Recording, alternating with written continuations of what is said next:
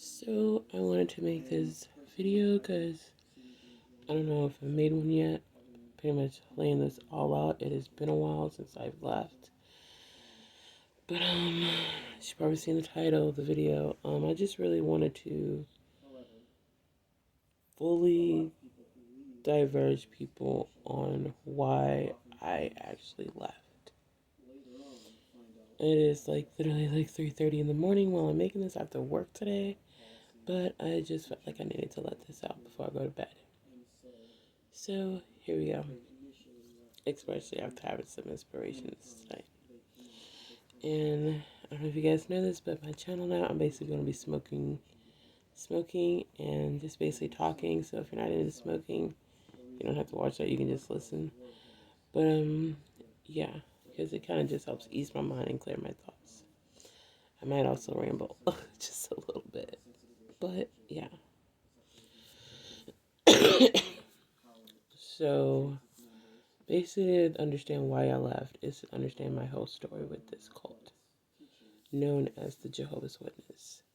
This is, I was born into it. My parents, both my parents, and my entire mother's side of the family were all Jehovah's Witnesses, pretty much all the way down to my grandparents.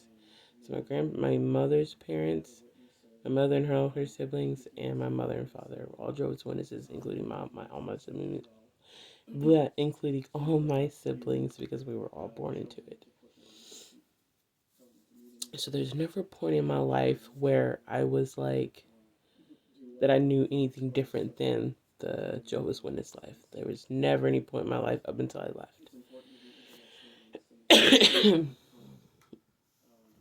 So, before I keep going, I'm going to heat this up. You're going to hear a nice little I might cut that out. I might not. I don't know. If I don't, I'm utterly sorry. I really am. But, 1 second while I talk.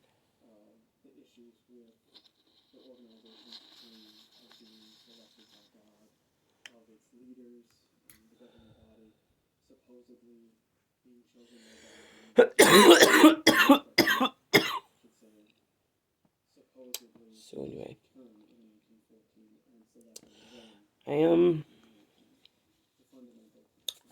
I was the last person in my entire family that are Jehovah's Witnesses to get baptized. I waited to get baptized the longest I could. I was pressured like a motherfucker.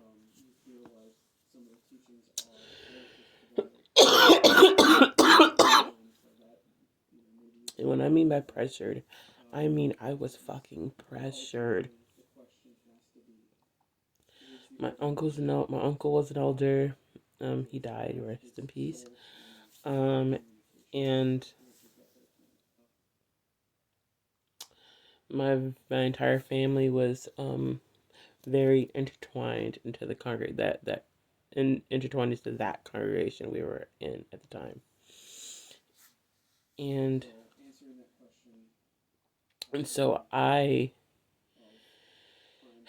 was just under immense amount of pressure to get baptized. I do not remember when all my other siblings got baptized because I honestly didn't care because I didn't.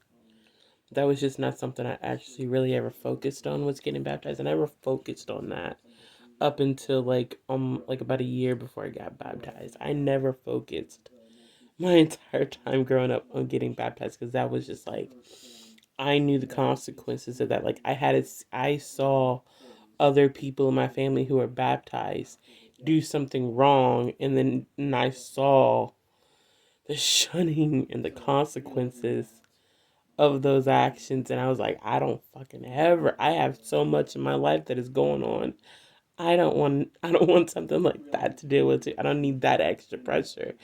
Already under enough. I don't need that on top of it. I was logical enough at that young of an age to think that through. But then I kind of I have shit in my hair from work. I'm so sorry, guys. But I was, and so I'm sorry if I'm kind of rambly. I honestly didn't write none of this down. I'm just kind of vomiting all this stuff out.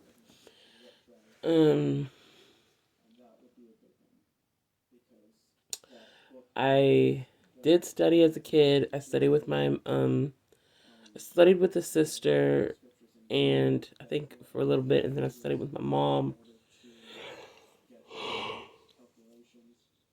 And when I got to an age where that just wasn't, my main focus, like I was like 10 or 11 or 12, I was just like, hormones started kicking in.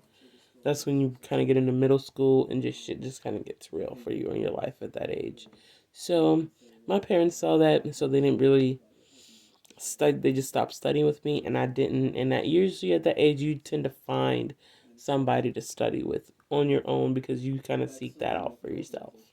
I chose not to because I had other shit going on in my life. So I was still pressured. That didn't go away. Like I was always told I should get baptized. I should try to be like my other brothers and sister and all that other bullshit. But I was just like, yeah, no, I'm good.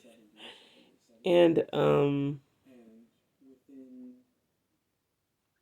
so I I kind of going back to saying how I saw the consequences of the actions that my other siblings and other people in my family had to deal with after making certain decisions and doing certain things while being baptized. I had to see things. I saw things that I felt were injustices, like things that I was like, if that were me, I wouldn't go about it that way. I would do it this way.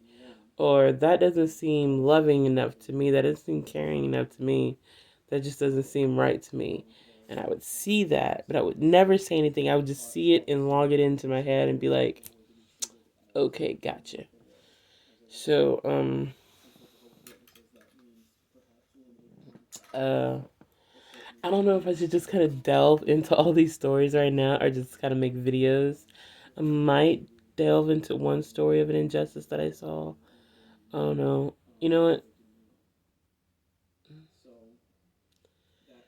Okay, I'll dive into one little minor injustice that I saw. So I would, I there was this family at this congregation that they were, let's say, very notorious. They were very notorious in the congregation, this certain family, because of certain things, uh, uh, certain prominent people in this congregation did that pretty much brought shame onto this family in the eyes of the congregation. And I would hear so many people just talk mad shit about this, all these people in this family, and just group this entire family together as like one, as if like this entire family made this decision for this one person to do some dumb fuck up shit. And half the time it wasn't even dumb fuck up shit. It was honestly like, hey, this person was shit that I got in trouble for. This is what they were doing. And it's like, and I was just like, holy shit.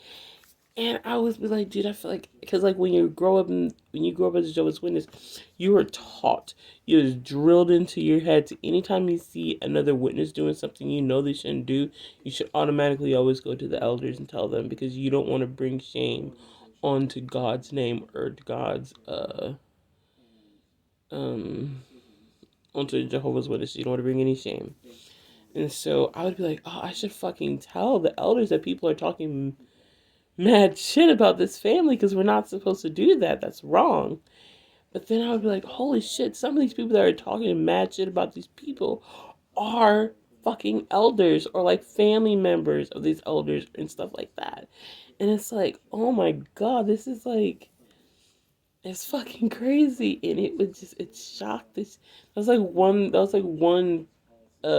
of the first things that ever kind of like bitch slapped me in the face that I was like, holy shit, dude, like, that's what people are doing now, like, it's kind of fucked up. Um, but yeah, like, and so, getting back to me, like, my, me not getting baptized for so long, I didn't get baptized, guys, until I was, if I'm not mistaken, I think I was 19. I was June 28th, 2008. No, I was June 28th, 2008 was the day I got baptized. So I was 20,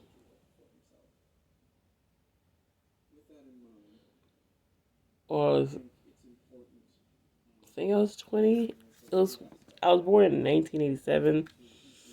So do the math on that. That's how old I was. Somewhere between 19 and 21 was how old I was when I got baptized. And whew, my camera fell, so let me fix that back, guys. So sorry about that. I hate when this shit happens.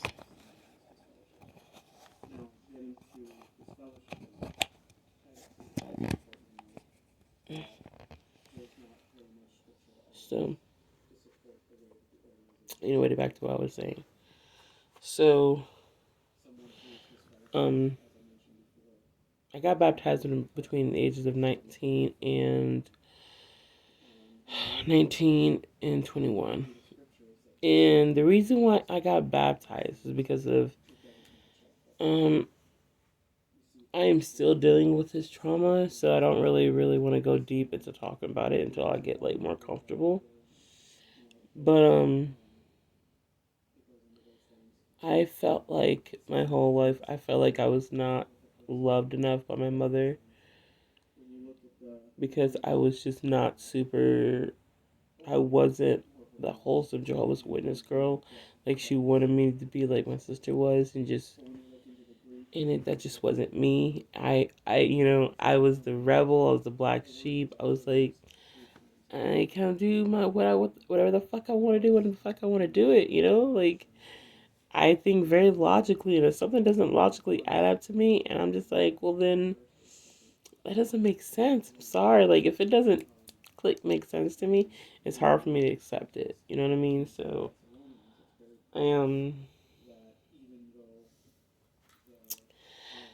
I'm probably I don't know if I'm even gonna seriously. I doubt that I'm even gonna fucking edit this because honestly, I just I just I don't know.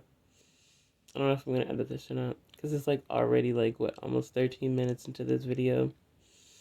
Holy shit! I didn't even think it was gonna be this long. But yeah. So you're gonna hear my torch again. Sorry, I'm babbling. I told you guys this is me getting high and just talking to you guys myself. This is kind of like a new concept I wanted to do and try out. It's my channel to see how this goes because you know this is how a lot of times I chill out and kind of clear my mind and just kind of meditate.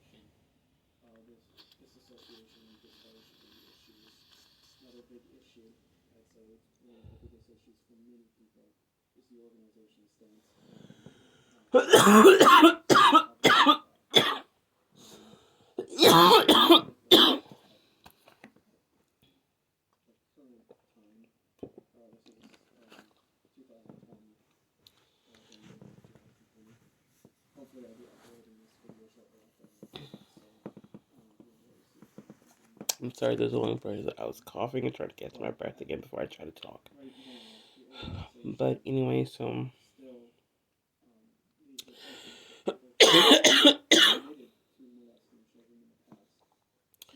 I wanted to be loved by my mom so much that I was like, if I just get baptized and just start being this perfect Jehovah's Witness girl that she wants, she'll start loving me. I really thought this shit. Like, this is how much I crave my mother's acceptance of me.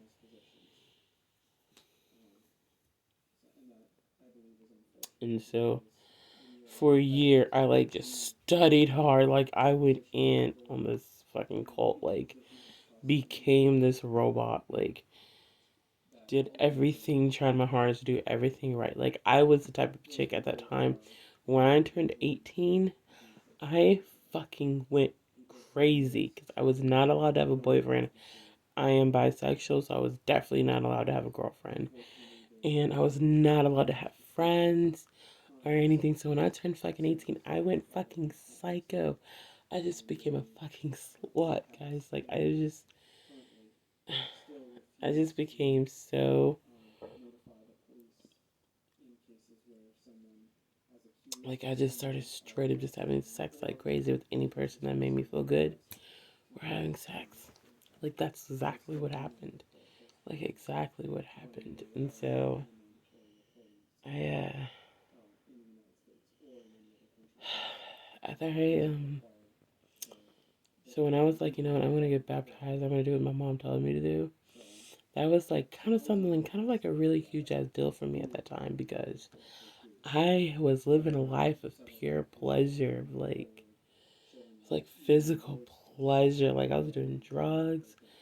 Like I was just like, it was insane. I was crazy. I was wild. So many stories. um, but when I had to stop literally doing all that, like I had literally so many guys' phone numbers that I could call and be like, hey, let's, when I want to come over, let's hang out. Take me out tonight. I had so many guys like that. And I had to stop. I had to cut all that off. Like that. That was hard. For a whole year. But it should tell you something about me when I tell you how long it took me to go right back to that life.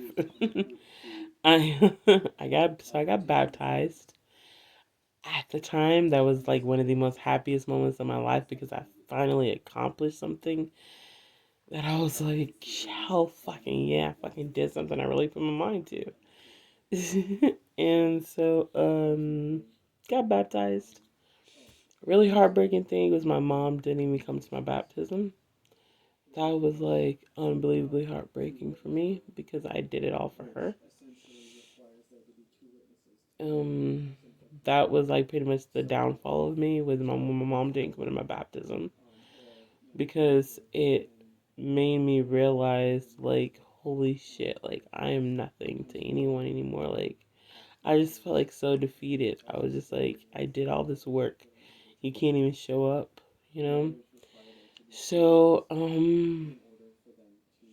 6 months after I got baptized, I got disfellowshipped.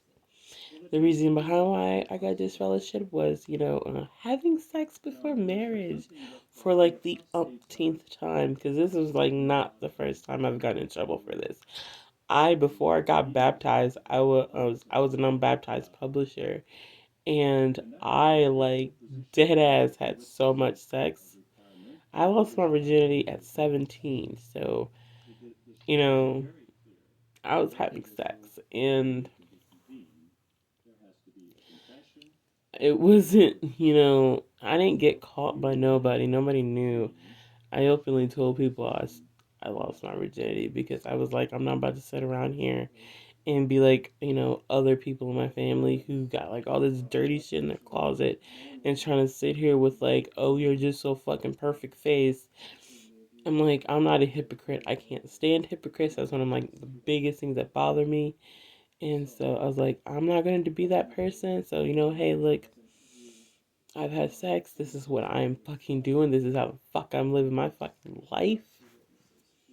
I laid it out on the table, and I am more than happy to accept these consequences because I'm not about to. I'd rather accept these consequences than stand around here and be like, you should act like this and you should be like this when I'm turning around doing some ate up ass shit and just not getting caught.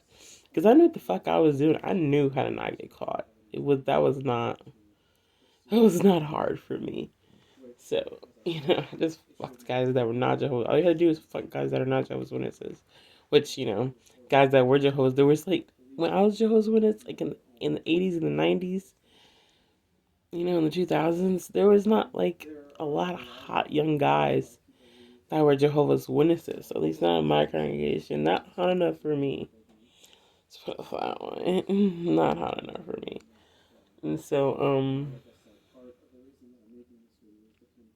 um, so what happened was, like 3 months after I got baptized, I had to get a job because I was like, I need to get a job. I need to make money because I got to take care of my family.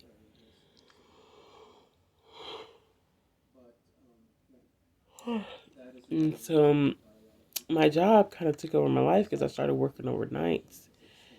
And I was like, it just took over my life. And so I pretty much stopped completely going to the meetings and everything. And I worked at Walmart at the time. And lo and behold, one of the elders saw me one day at work. And guess who I was talking to? Happened to be talking to when he saw me, a guy.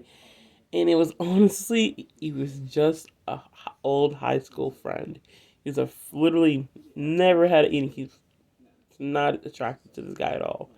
Just a really cool high school friend that I was just catching up with because we happened to work together. He was a co-worker, old high school friend, just chit-chatting it up before I walked into work and clocked in, right?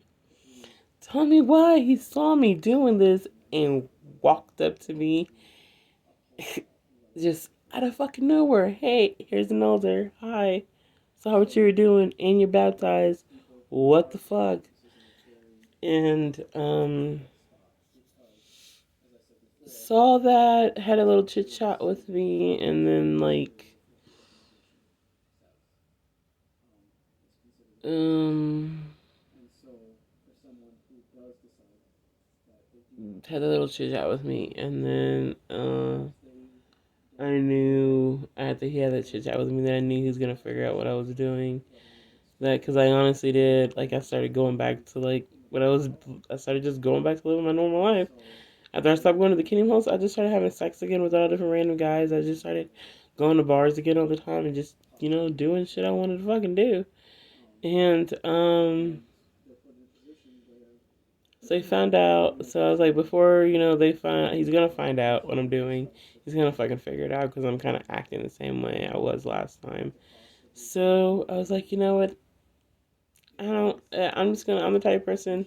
You wanna know what the fuck is up with me? I'm gonna tell you straight to your fucking face. This is what I'm doing. I'm not gonna hide this shit. I'm gonna let you see it out in the fucking open. You know. And what? I just know I can accept these consequences. I can deal with it. Boy, was I not ready. I was not ready for this. I did not understand the assignment. Let's just say that. I did not understand the assignment because, oh my god. I did not. I did not understand the assignment. But it's cool. It's cool. So, after, like, all this bullshit happened and stuff, we just, I went to the elders and I was like, yeah, I went to my uncle. Oh fucking batter my hair from work. Okay, so anyway, I went to my elder uncle and I was like, hey, listen, I've had sex with many men. And I was like, I'll just give you one example so you can have something to go tell the elders. And for and he was like, no, it's okay, you don't have to tell me because they're not gonna ask that. I was like, all right, cool. I was kind of like very relieved because like I really don't want to fucking sit here and tell these niggas what the kind of having sex, what I did, and blah blah blah blah. So instead of a judicial committee, I go to the judicial committee and they're like, I really don't want to talk about my judicial committee right now because it still really bothers me. So anyway, what happens? I get disfellowshipped.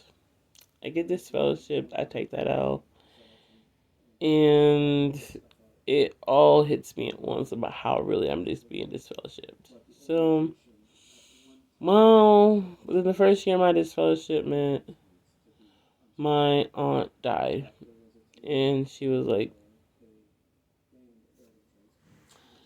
basically,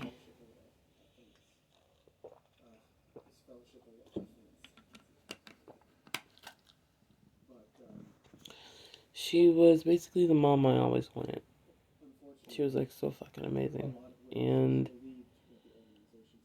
when I went to her funeral,